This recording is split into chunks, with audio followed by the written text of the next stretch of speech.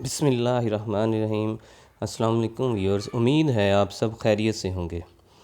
आज का टॉपिक आपने स्क्रीन पर देख ही लिया है और ये हकीकत है कि तकरीबन 10 में से 9 टेस्टों में ये सवाल लाजमी आता है।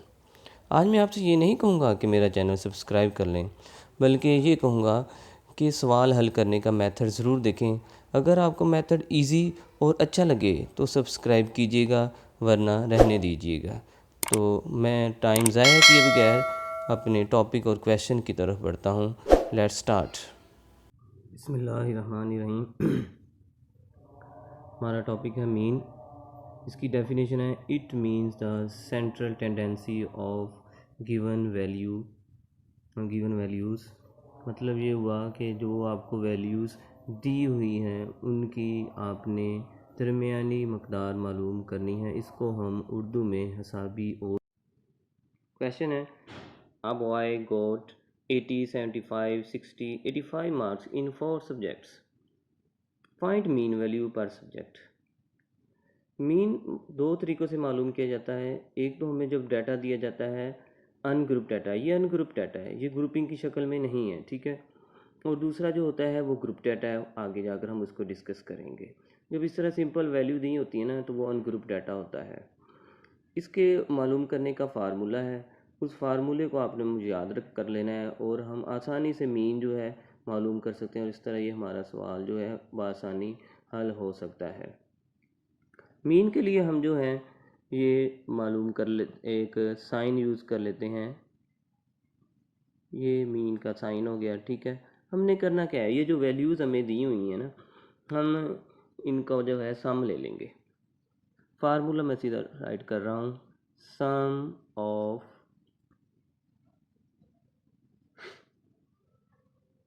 क्वांटिटीज़, क्यू मीन क्वांटिटीज़ और नंबर ऑफ क्वांटिटीज़।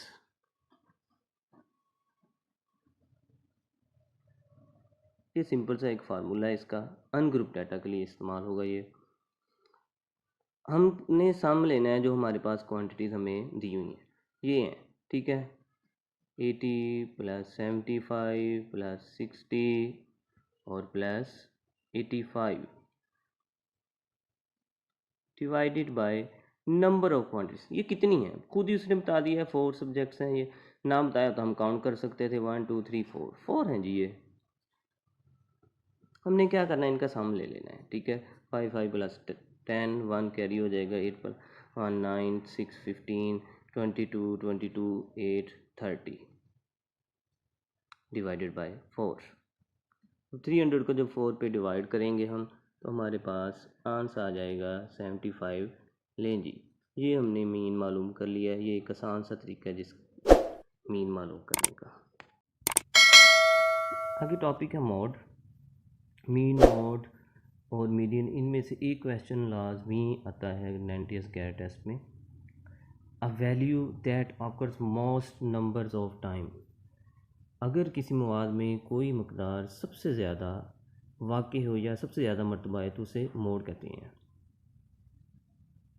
यानी कि हमें एक मवाद दिया हुआ है और हमने ढूंढना है कि इसका मोड क्या है। हम देखेंगे जो वैल्यू सबसे ज़्यादा मरतबा उस मवाद के अंदर आई है वही हमारा मोड होगा। इसकी हम एग्जांपल लेते हैं। ये देखेंगे, ये हमें मवाद दिया गया है, ठीक है। अब हमने देखना है इसमें मोड कौन सा है।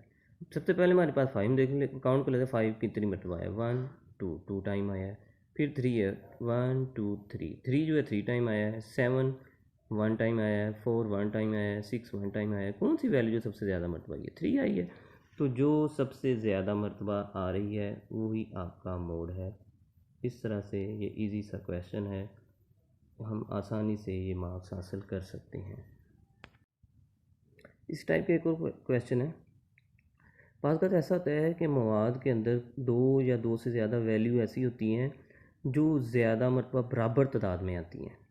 तो वो सारी ही वैल्यू जो ज़्यादा मरतबा आ रही हैं ज़्यादा तादाद में, तो वो सब की सब मॉड होगी। मिसाल के तौर पर ये देखें, 6 है, 6 यहाँ पर दो मरतबा आया। 8 एक बार है, ठीक है। 10 दो बार है। 5 और 7 भी एक एक बार हैं। तो 6 और 10 जो हैं ये ज़्यादा तादाद में आए हैं और बराबर हैं। तो यानी कि दो दो मरतबा हैं, लिहाजा 6 और 10 दोनों ही मॉड होंगे। हम राइट कर लेंगे 6 और 10 मॉड। कोई वैल्यू अगर सिर्फ एक ही वैल्यू है सबसे ज़्यादा मरतबा आती तो फिर केवल वो वैल्यू ही मॉड होती। यानी कि अगर 6 ही केवल 2 मरतबा आता, बाकी तमाम वैल्यू 1 मरतबा होती, तो फिर 6 के लिए मॉड होना है। लेकिन अब साथ 10 भी 2 मरतबा है, लिहाजा 10 भी मॉड है और 6 भी मॉड होगा। समटाइम इस तरह से होता है कि आपको जो मवाद दिया जाता है उसके अंदर कोई भी मकदार जो है, कोई भी वैल्यू है, वो उसकी तकरार नहीं होती, यानी कि वो सिर्फ जितनी भी वैल्यू दी हैं वो सारी एक एक बार ही आती हैं। तो ऐसे जो मवाद हैं उनका कोई भी मॉड नहीं होता, हम उसके लिए नॉन लिख लेंगे। मैं इसकी भी एग्जांपल आपको देता हूँ। इस क्वेश्चन में देखें, ये मवाद है हमारे पास 1 3 5 7 9, कोई भी वैल्यू ऐसी नहीं है जिसकी तकरार हो या वो एक से ज़्यादा मरतबा आई हो, तो लिहाजा इसका मतलब इसका मॉड कुछ भी नहीं है। हम यहाँ पे राइट कर देंगे नन। ये इसका आंसर है। लास्ट टॉपिक आज का मीडियन, उर्दू में वस्तानिया भी कहते हैं। ये होता है क्या है कि दी हुई वैल्यू की दरमियानी मकदार को हम मीडियन कहते हैं। इसको मालूम करने का तरीक़ाकार जो है वो हम डिस्कस कर लेते हैं। जी, ये हमें मवाद दिया हुआ है, ठीक है, हमने इसका मीडियन मालूम करना है। सबसे पहले तो हमने ये करना है कि अगर ये असेंडिंग या डिसेंडिंग ऑर्डर में नहीं है ना, तो हम या असेंडिंग ऑर्डर या डिसेंडिंग ऑर्डर में इनको राइट कर लेंगे। ठीक हो गया ना। तो मैं इसको जो है असेंडिंग ऑर्डर में जो है वो राइट करने लगा हूँ। जी, तो मैंने इसको जो है असेंडिंग ऑर्डर में राइट कर लिया। अब मैं क्या करूँगा कि स्टार्ट से भी और एंड वाली साइड से भी इनके ग्रुप बना लूँगा। ग्रुप उस सूरत में बनाएंगे अगर ये ऑड नंबर्स में होगी। हम काउंट करते हैं क्या ये ऑड नंबर्स में है, 1 2 3 4 5 6 7, ये ऑड नंबर में। जब ऑड नंबर में होंगे तो आपने स्टार्ट से भी और एंड से भी इनके 2 2 के ग्रुप बना लेने हैं। ठीक है, इधर से ग्रुप बन गया, इधर से ये ग्रुप बन गया।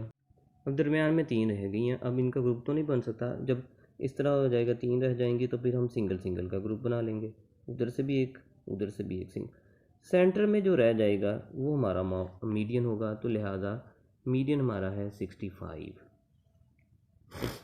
हमें ये मवाद दिया है, हम इसको सबसे पहले असेंडिंग ऑर्डर में राइट कर लेंगे। 2 आ जाएगा, फिर 4 है, 6 है, 8 है, 10 है, 12 है,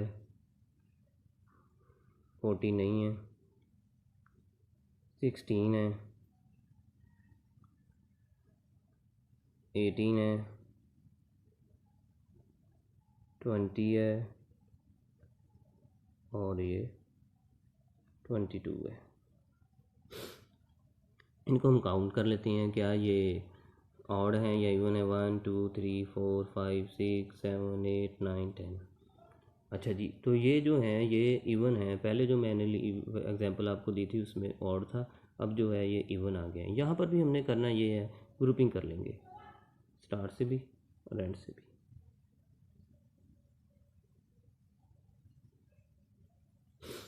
अब यहाँ पर हमारे पास 2 वैल्यूज़ जो हैं वो बच जाती हैं। ठीक है, हमने क्या करना है, इसका मीडियन लेने के लिए ये जो सेंटर वाली 2 वैल्यूज़ बच गई हैं 10 और 12, इनका हम सम ले लेंगे और 2 पे डिवाइड कर देंगे।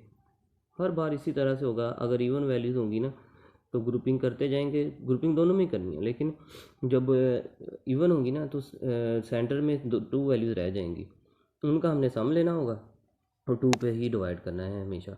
तो फिर आंसर क्या आ जाएगा, 22 को जब 2 पे डिवाइड करेंगे 11 आंसर आ जाएगा। तो 11 हमारा मीडियन है।